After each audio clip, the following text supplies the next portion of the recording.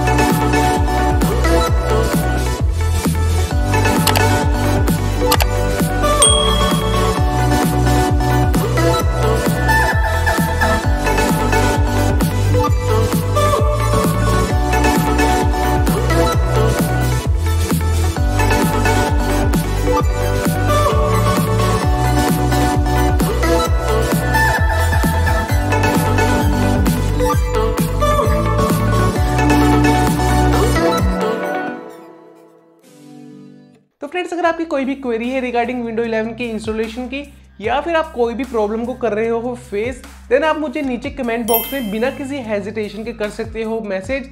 मैं आपका reply definitely करूंगा और आपकी प्रॉब्लम को भी सॉल्व करूंगा। सो फ्रेंड्स आज के इस वीडियो में बस इतना ही। मिलते हैं ऐसी मोर इंटरेस्टिंग वीडियो के साथ नेक्स्ट वीडियो में। For now tata bye bye, take care, हasta la vista।